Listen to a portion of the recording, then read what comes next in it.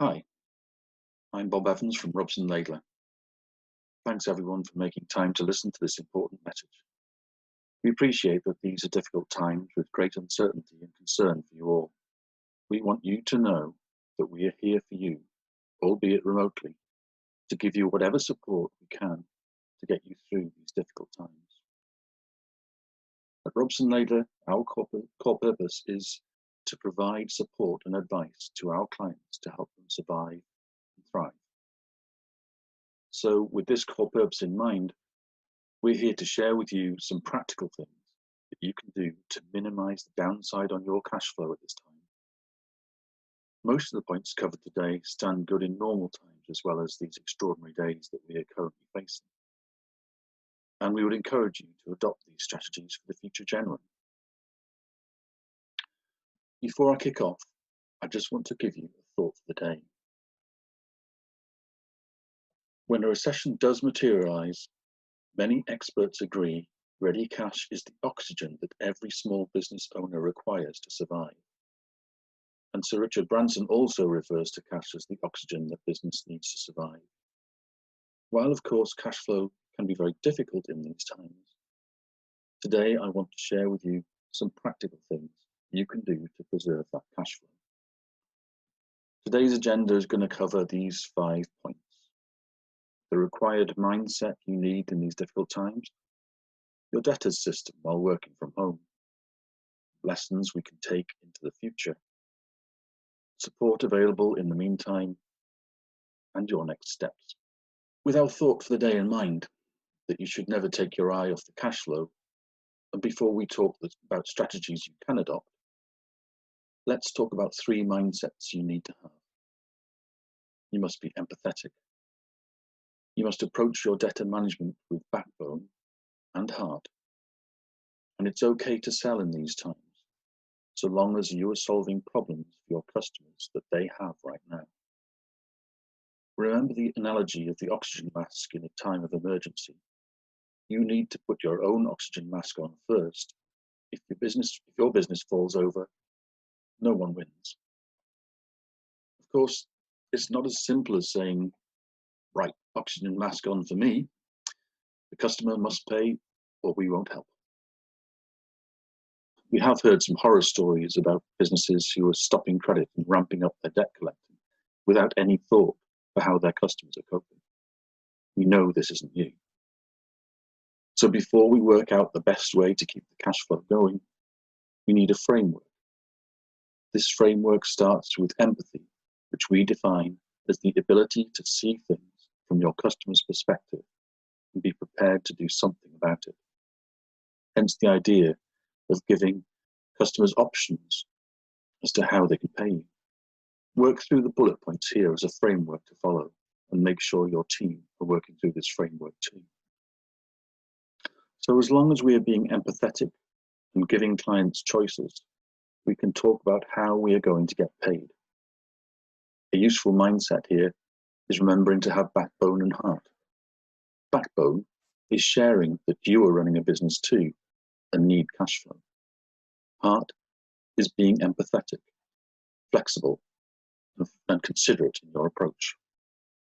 The final mindset in these times, especially if you're a service provider, is that it's okay to sell. So long as your product or service is solving a problem for your customers, and so long as you're going to be paid for the work that you do. The spin cycle, as developed by Neil Rackham, is a line of questions starting with situation questions, then moving to problem questions. Using an example, let's say that you're a hairdresser. Situation questions, you might ask questions like, how are you coping with being at home right now? Are you spending a lot of time on FaceTime or other calls with video on? Problem questions. How do you feel that every day most probably is starting to feel like a bad hair day? Impact questions. How do you think you're going to be feeling in a month from now? Next step questions. I know we can't be certain when this will be over, But should we book you in for a full makeover in 3 weeks' time? I'm just having a bit of fun here. What's important is that it's absolutely okay to sell, so long as you link your offering as a way of solving a current problem for your customers. So now we've talked about the 3 mindsets you need to have. We can talk more specifically about your debtors system in these challenging times. Firstly, I'd like to talk about best practice. Then I'll share a guide and some scripts. And then I'll talk some more about credit control processes. Essentially, with best practice, nothing should change. Just dial up your empathy. By engaging more with your customers around their particular circumstances, you can tweak your processes just for the customers who are going to struggle. Remember that not all of your customers are at great risk here. Covid-19 should not give them an excuse not to pay you. You've done the work or supplied the product. You're running a business and you need to be paid. You should all be using paperless systems. If not, this is going to need to be your top priority, or your customers simply won't know how much to pay. Best practice credit control is that you have great guidance notes for your team members responsible for your credit control and debt collecting.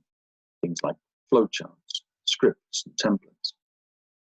We'll show you these shortly as we've put together a package on this for you. Many problems with debtors come about because we've not put great systems in place around giving credit in the first place. We'll talk about credit checks and outsourcing shortly. Here's a snippet of the guide and credit control script we've put together. We're happy to share this with you at no cost on the back of this webinar. Credit control services. It's important to remember that credit control is not just about following up your debtors. It's a complete system from when you take a customer on through till when they pay you. As previously mentioned, we recommend that you outsource your credit management. We not only believe that this is best practice, it frees up your time as well. It is essential that you build a relationship with your chosen provider so they can understand your core values, your style of communication, and the language you use. Having said that outsourcing is best practice, it is not an ambulance at the bottom of a cliff. In the current climate, you can't suddenly outsource credit management for customers who are going to struggle in these difficult times, as this will cause brand damage for you and the credit controller, not to mention waste a lot of time. That's why we've developed some content that you can use, as we showed you just now. Our cash flow management coaching service is a great way to drill down even further to make sure you have the best systems in place to free up your cash flow. Credit checks. Here's who we recommend you contact for credit checks for new customers. You don't want to inherit other firms' non-paying customers, even in the current climate. Credit checking should be a standard part of your onboarding process. That's why we include it in our cash flow management service. So we've talked about best practice with your debtors and how to avoid working for people who can't pay you. Now it's time to talk about what you need to do going forward from here to maximize your own cash flow. Some of these concepts you may have heard before in our business continuity planning content. If you have, then listen for the distinctions and make some notes about the actions you need to take. What's super important in times of crisis is that all businesses speed up their cash conversion cycle so that the economy keeps working. Paying your customers more slowly just creates problems for other businesses who most likely are suffering as much as you are. Let's take a look at a real example, a wholesaler. The wholesaler buys stock from suppliers and on average must pay the suppliers 45 days after buying the stock. The stock doesn't sell the moment it comes into the warehouse. Some stock sells quickly, other stock takes longer, and eventually some stock has to be discounted to get it to move at all. On average, stock is held for 60 days. When the stock is sold, credit terms are provided to customers, but a number of customers are not observing those credit terms. On average, it takes 60 days for customers to pay. So now we can calculate the cash conversion cycle. 60 days average stock holding, plus 60 days to get paid by customers, less 45 days provided by suppliers, equals 75 days to convert inputs to cash. In difficult times such as this, we need to ensure you have a plan in place to shorten this cash conversion cycle. This is a process we would recommend you do as part of your business continuity plan. Using the numbers from your most recent management accounts, we can work out the above numbers and calculate your cash conversion cycle. From there, we can discuss with you how we can work together to shorten this cash cycle and free up more cash. For example, if your debtors are £50,000 and your turnover is £500,000 per annum, a 10-day reduction in your cash conversion cycle is worth £13,700 in cash to you. That is cash you could really do with right now, I'm sure. We recommend you incorporate a review of your cash conversion cycle as part of your business continuity plan or forecast, so as to free up as much cash as possible. We'll talk more about this shortly. Another area of focus to improve your cash flow needs to be on your Business 101 cycle in these difficult times. As we often tell you, there's a massive difference between profit and cash. Profit is what you pay tax on. Cash is the oxygen your business needs to survive. What is so important here is that, as well as improving your cash conversion cycle, you make plans to maximize your profit at the same time finance your business correctly. Let's walk through this Business 101 cycle. Starting at the top, as an owner, you introduce cash into the business to buy assets. You may also borrow cash to purchase assets. Those assets are used to generate profit. How you increase profit to improve revenue or sales, very difficult in these challenging times, but still possible. Increase margin or efficiency or trim overhead expenses. So now is a very good time to be looking closely at potential new revenue lines, new potential customers, a pivot in your sales strategy, or what you can do to avoid losing existing customers. At the same time, you ought to be looking at how you can improve your margins via efficiency gains, better purchasing, reduction in errors or wastage, or simply discontinuing with products or services that have a poor margin. Once you've derived your profit, you need to turn that into cash. Profitable businesses can and do go broke at times like this. You need to be looking at how you can maximize your cash flow using strategies to get paid quicker, reduce stock or work in progress, or by negotiating better payment terms with your suppliers. Now is not the time to be slow or lenient on debt collection. We need the money to keep spinning around in the economy. Likewise, you need to be very careful about reordering stock. Can you operate with less stock? Or are there items that are likely to be in short supply? Other areas to help improve your cash flow are through getting better terms with your financiers. Can you go on to interest only, for example, on some of your loans? I'll cover more on finance shortly. Likewise, there are many tax concessions available right now too, so you'll want to make sure you can access them. Again, we'll go through those in detail shortly. Here are the 7 causes of poor cash flow. Let's go through them. Firstly, the accounts receivable process. This is really the amounts that are owed by your customers to you and how they are paid. So, as we've illustrated previously, we need an efficient process to ensure that we're getting paid on time.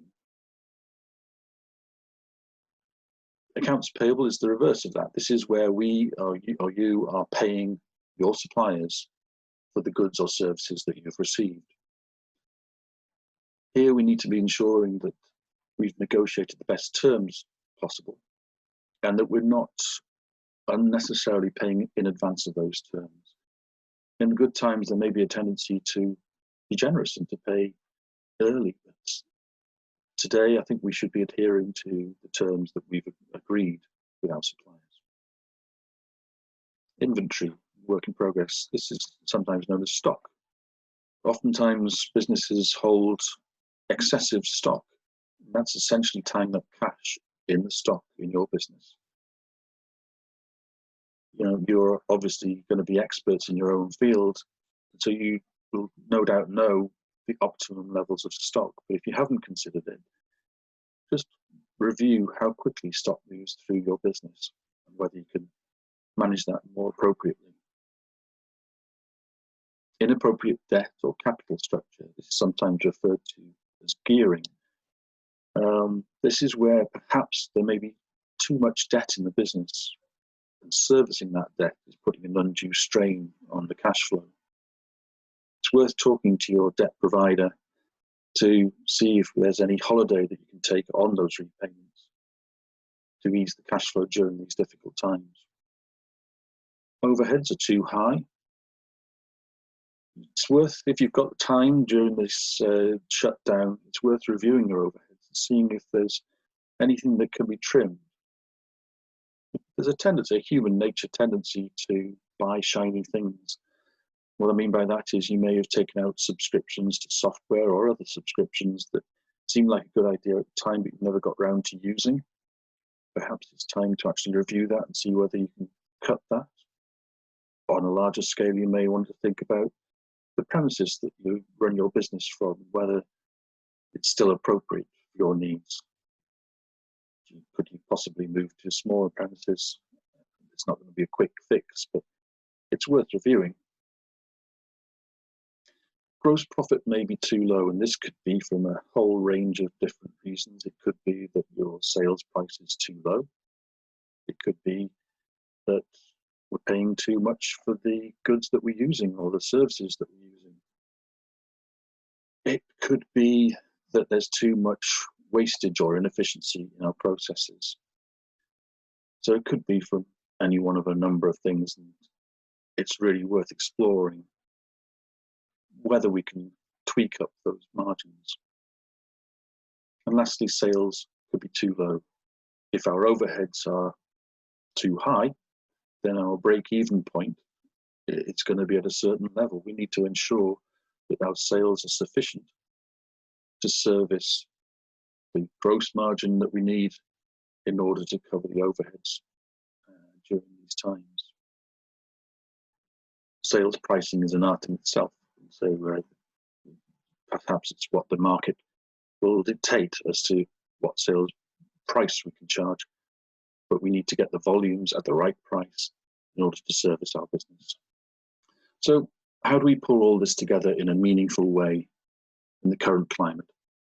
Let's go through these bullet points. Outsource credit management where you can. Be careful here though, as if you suddenly enlist the services of a credit controller or debt collector with customers who you know are highly unlikely to be able to pay you, then you risk irreparable damage to your brand. So if you already have a credit manager, then use them for your customers where you know they should be able to pay you. Don't let those customers use the current crisis as an excuse not to pay. If you don't currently use outsourced credit control, this is something we recommend you implement as part of your long-term commitment to your overall credit management. In either case, you're most likely going to need to deal directly with the customers who can't pay you. Remember the points I made earlier about being empathetic with those customers. Use the guide and scripts that we've shown you. Revise your terms of trade and proposals or quotations. Make sure you don't perpetuate poor practice into the future. Once again, we have plenty of ideas we can share with you on a one-to-one basis as part of our cash flow management coaching service. The strategies you adopt here need to be tailored for your particular business. Remember to look at your billing process. Get customers onto repeating or automated invoicing where you can, so that you're never slow in getting your invoices out. Consider if it's possible to create contracts with your clients with more regular invoicing. For example, a deposit on acceptance of a proposal, or interim invoicing, or progress payments if appropriate. If you have additional or out-of-scope work, make sure you communicate that early to get an acceptance from your customer in advance of doing the work, so as to avoid a complaint or invoice query or dispute after the work has been completed. Also, check that you have revised your price list to ensure that the margins you expect are being preserved. A great way to do this is to use any time you have at home right now to back cost the last few jobs you've done to identify if the returns you are getting match what you expected when you issued your quote. Likewise, if you're in retail or hospitality, you can use this time to review your margins or pricing. With so much cloud-based technology, now is a great time to be looking at how you can use automation to free up your time and cash flow. As well as repeating invoices, consider how you can move your proposal or quoting process to a paperless and online option. Also consider services like direct debit via Go Cardless, and adding payment options such as PayPal or Stripe to your invoices. Last, but by no means least, take a look at your management controls and procedures about spending and invoicing. For example, set limits about what stock or products can be ordered. Consider how you can reduce your levels of stock or improve your efficiency in operations. Whatever you do, don't keep working for customers who don't pay. You are running a business, and right now, you need to reduce your risk wherever you can. We'll cover banking facilities and fee funding separately next. One of the highest overheads in business are interest costs to financiers. If you add the principal reductions required on loans as well, this can be a massive drain on the business at this time. Here's a list of ways that the bank or your financiers could be able to help you. Ask them about a temporary overdraft increase. Review and extend trade credit. Explore asset finance funding. So if you've got money tied up in plant or possibly or buildings that if the building isn't mortgaged, you could explore using that to release some cash into the business. Ask them about taking a loan repayment holiday. I covered this just previously. Deferment of repayments or interest-only terms. Extension of term lending periods. So if you have a loan that's due to expire in the next 12 months, ask your provider if they would consider extending that to 24 months or possibly 36. It'll spread the payments and make cash flow easier. Short-term or hardship loans, short-term mortgage holidays, and business credit card options. So hopefully you will already be aware of the support available from Her Majesty's government, but if not, here are a few bullet points. VAT payments will be automatically deferred until the end of this current financial year, so that's April 2021. There's been an increase in working tax credits to £3,040 per annum. Universal credit allowance has increased by £1,000 for the next year. The self-employed can now access universal credit at a rate equivalent to statutory sick pay for employees. Statutory sick pay is currently available from day one. Those who follow advice to stay home and who can't work as a result will be eligible for statutory sick pay. The job retention scheme for furloughed workers. All UK businesses are eligible for the payment of 80% of the furloughed employee's wage costs up to £2,500 per month. Employers must designate affected employees as furloughed workers and notify them of this change, then submit information to HMRC. Employers can choose whether they top the payment up to 100% of the furloughed employees' wages, and these payments can be backdated to the 1st of March. The Coronavirus Business Interruption Loan Scheme. These are loans to businesses which are interest-free for the first 12 months. Technically, the loan is incurring interest, so if the loan extends beyond 12 months, then interest will incur on that. So for retail, hospitality and leisure businesses, there is a business rates holiday of 12 months. If you need any help with this, please don't hesitate to contact us. So we've set out for you the mindsets you need to have in these difficult times. To be empathetic, have backbone and heart around debt collection, and how to avoid shying away from selling. We've shared best practice about credit control and debtor collection, and showed you a guide and scripts you can use. We've covered how to free up as much cash flow as possible by looking closely at your cash flow conversion cycle in Business 101 model. We looked at the 7 causes of poor cash flow and how you can get runs on board quickly to improve cash flow, including what support is available from the bank. We've shared in general terms what support is available from the government and other sources. Now it's essential that you decide what you're going to do. As we've said before, clearly doing nothing is not an option. Now's the time to put the oxygen mask on yourself and make a plan to get through this crisis. Even if that plan involves closing your business, you're better off making that decision sooner rather than later to preserve what cash flow you can. But talk it through with us to explore whether there are other more optimum options. Part of that planning is to surround yourself with experts. We are here to help you. Remember to focus on what you can do. With this in mind, we've developed a guide to credit control and some detailed scripts for debtor management that you can have at no cost from us. What we also want to share now is how we can help even more. As we've said before, we can and want to help you in these challenging times. With all of our clients, our recommended strategy is to complete a business continuity plan. Many of you are well on your way with this work with us, and we've been receiving fantastic feedback about how helpful this process is. So if you haven't yet done your business continuity plan, now's the time to do this, as it will form a great foundation from which to build your cash flow improvement strategy. The 2 options we recommend to complete the plan are: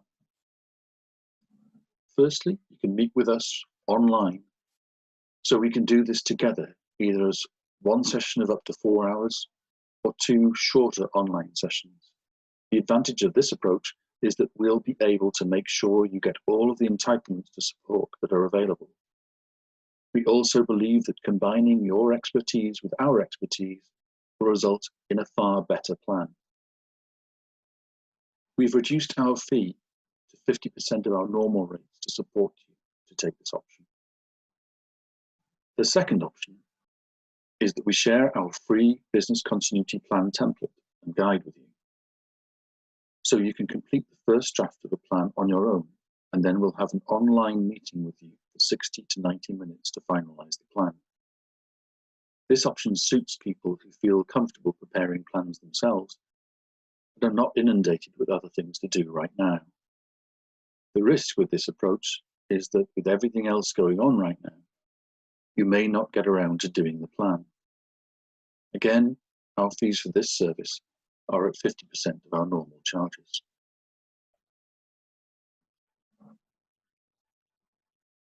For those of you who've already done your business continuity plan, we recommend you work with us to complete a cash flow forecast.